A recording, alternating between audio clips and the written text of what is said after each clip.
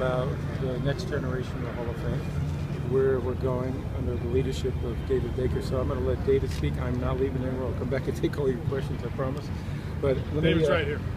You can't miss David. Okay, so make room, not enough room for both of us. That's okay. Thank you, sir. Hey, we're excited to have the commissioner. We've got about 109 Hall of Famers here that have come back to celebrate the enshrinement of a great class of character for 2014. What we just talked about with our Hall of Famers, what we're about to break to with our Board of Trustees, is a whole lot of vision for the future and stuff that we hope to unroll shortly after the enshrinement. Not only about what our campus can be, but how we can take our mission to the rest of the country with all our expert selectors. We're also at our board meeting today going to take up a very special amendment that we worked through with our selectors and our selectors committee to work on the contributors category. Much like we did with our seniors, there's been a little bit of a bias here for a long time. We've had, in the history of the Hall, of our 287 Hall of Famers, we've got only, I believe, 19 contributors, 10 of whom were elected in the first 2 years. That means only 9 in the last 49 years, during which time there's been enormous growth in the game. So much like our senior committee, we're going to nominate contributors separately should the amendment pass this afternoon. And the details of that will be forthcoming afterwards, but it'll give a lot of these owners, former commissioners and general managers an opportunity to have a level playing field themselves. But we got a lot of stuff that we're going to unroll for you. We got a great game coming up with the Bills and the Giants. It's going to be great, and a great class of character will enshrine tomorrow. And tonight, for the first time ever, we'll have the gold jacket ceremony with about 4,500 people, at the Civic Center on the NFL Network for the nation to see. Any questions for David? Dave, is that going to be live tonight? It's going to be an hour delay since we've done it for the first time, but it's going to be live on tape. And are you going to announce these changes if they pass today? You're going to announce them today? I think they will. Yeah. So is there a chance the selection committee will be responsible for nominating contributors? What we're looking at doing is much like we did with the senior committee, that we would establish, if you will, a contributors committee, and that ultimately everyone will get voted on by the selectors themselves. Again, as you know, in order to be elected to the Pro Football Hall of Fame, you've got to have an 80% vote of the 46 selectors, elite selectors that are present. Some years in the United States you could be elected president with 42, 43%. To be elected to the Pro Football Hall of Fame, you got to have twice that. And will it go into effect next year? It will go into effect in January. So you guys will be dealing with it right there for the first time. David, will it increase the size of the classes? It depending upon what comes out of the meeting today, it will certainly increase it to at least 8. It may increase it to more, but the goal here is to have contributors kind of considered on the same caliber as seniors, so they're not compared directly to modern day players, and we would not take away any spot from a modern day player. David, you've got 2 seniors who go in every year. You have 2 contributors go in every year. We know that's what we got to figure out, Clark. For a while, to kind of correct this inequity, it may alternate. I think the proposal right now is that it would be for a period of 5 years, 1 senior, 2 contributors, and then it would go 2 seniors, 1 contributor, and it would rotate like that for a period of 5 years. At the end of 5 years, we would reassess it. That's the proposal that's going to the Board of Trustees today. It would still eliminate the backlog. Right. There'd still be a maximum of 5 modern day candidates, right? Correct. Yes. Okay. Okay, thanks. Thank you. Made a little extra. Okay, go ahead. Any Roger, questions? how much do you look forward to this weekend? This is a great weekend. I told the Hall of Famers this morning, it's not just because you get to spend time with the Hall of Famers and you celebrate their great contribution to the game, but also inducting a new class, and we have a great new class. But it's also a sign the NFL season starting soon, and that's a lot of excitement for all of us. Commissioner, given the backlash of the suspension for Ray Rice, the 2 games, how much can you share about the amount of details that may have been left on the table that we're unaware of as media members and on the outside? That ultimately decided and determined it would be 2 games. Well, our policy is clear on this. We have a very firm policy that domestic violence is not acceptable in the NFL, and that there will be consequences for that. we obviously, when we're going through the process of evaluating the issue and whether there will be discipline, you look at all of the facts that you have available to us. Law enforcement normally has more, on a normal basis, has more information, facts than we have. We'll get as much as we possibly can. And then you also have the opportunity to sit down with the individual and maybe others to determine how that individual is reacting to it. I think what's important here is that Ray has taken responsibility for this. He's been accountable for his actions. He recognizes he made a horrible mistake that is unacceptable by his standards, by our standards, and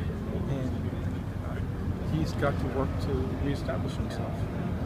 And the criminal justice system, as you know, put him in a diversionary program with no discipline. And we felt it was appropriate to have discipline and to continue counseling programs and to continue our education work. And I was also very impressed with Ray in the sense that Ray not only is accepting this issue and saying I was wrong, but he is saying I want to make a powerful difference in this area. And I think you heard from him yesterday that he's a young man that really understands the mistake he made, and he's out and bound and determined to make a positive difference. Are you surprised by some of the reaction at all, Roger? Do you understand? No, it? when we make decisions, you get always good reaction. We understand that, we listen to it, and we use it to make ourselves better. And so we're comfortable with that. We understand that. Roger, how much the prior suspension? Howard, I can't eat that.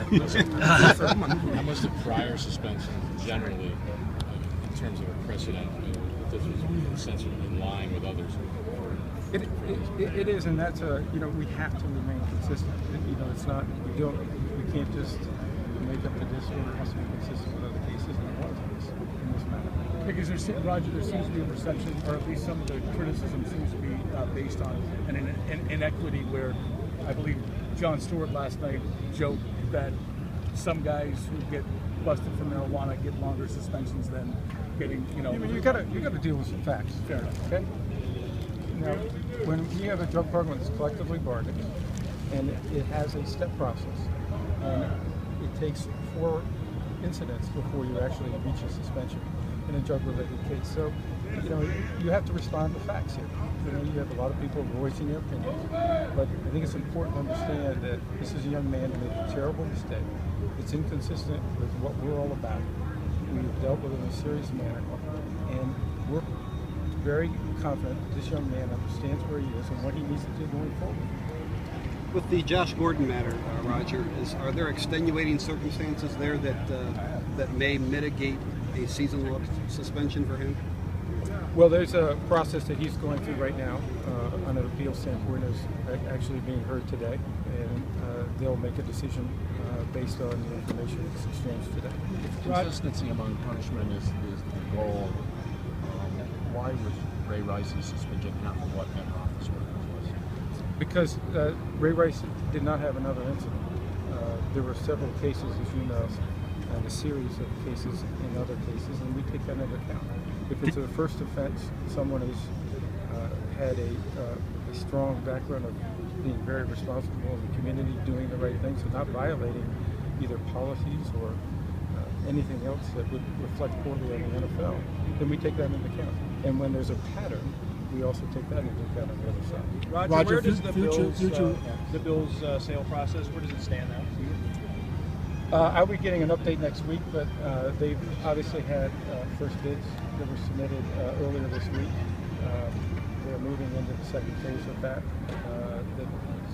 Part exchanging more information and with all of the candidates. I do not know how many people remain in that process. That's not something I may ever know at this point, but it seems like it's proceeding on a normal basis. What are your thoughts on only 3 bidders? I don't even know if there are only 3 bidders. Do you know that? Did Ray Rice's wife help the amount of the suspension be less? What's that? Did you talking to Ray Rice's wife help to give him a lower suspension than you originally contemplated?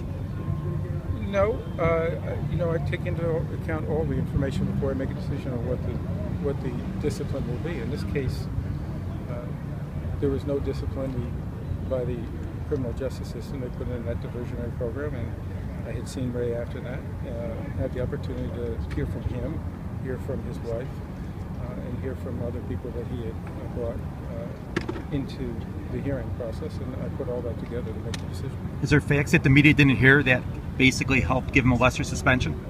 What? Are there facts that weren't given out to the media that helped to lessen the suspension? Facts around the incident?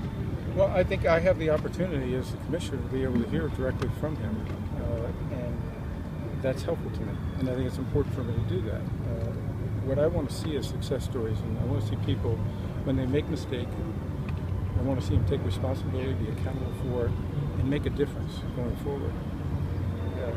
I hope that's what Ray Rice is going to do. Commissioner, the league has done so much with breast cancer awareness. Will he do anything? I can't do two How would you characterize what we've seen from David Baker here at Canton in the future of the Hall of Fame, where he wants to take this? How would you characterize it as far as glad to be? Exciting. I've known David for 15 years and had the opportunity to work with him with the Arena Football League. When this position became available, it was clear to me he was an outstanding candidate. He's got a great vision, but he also knows how to make it happen. And we're excited about that. Commissioner, the league has done so much to bring awareness to breast cancer for women. Will the league consider doing anything more to bring awareness to the issue of domestic violence? Yes. Not only in domestic violence, but other issues that we think are important for the league to make a stronger stand on. Have you had a chance to look at anything in the Josh Gordon case yet? Do you plan to meet with him? Josh is going through a process right now, and I'm not part of that process. At some point in time, I may have an opportunity to be involved, and when I am, I would look forward to meeting with him. Commissioner, what's the latest with the FCC and the whole notion of free TV and blackouts as it stands right now? Well, the FCC has said that they're considering views on this issue. They have it on the table, and they're discussing whether they'll make a decision on that sometime possibly this fall. What we're trying to do is keep the program in place because it's worked for several decades. We're the only sport on free television. We believe that staying on free television is good for consumers.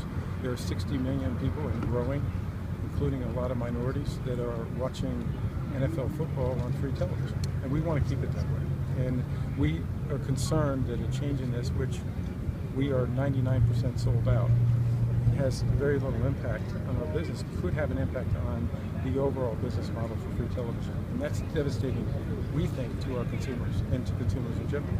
All right, any other subjects? Where does everything stand with the three players mentioned in the Goodell's report?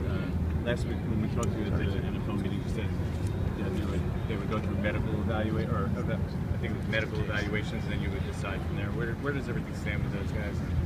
Well, there are different issues with different individuals, but the bottom line is that everything is proceeding. They're doing what they've been asked to do, and that we will make individual decisions if necessary with any one of those individuals. So there's still a chance that suspension could be levied on any one of them? Well, it's a broad issue. I would say that the one person that is very responsive and has gone through the program is Chief Patrick, and we're working with these people and we're monitoring his progress. Roger, what about John Jerry? Thanks.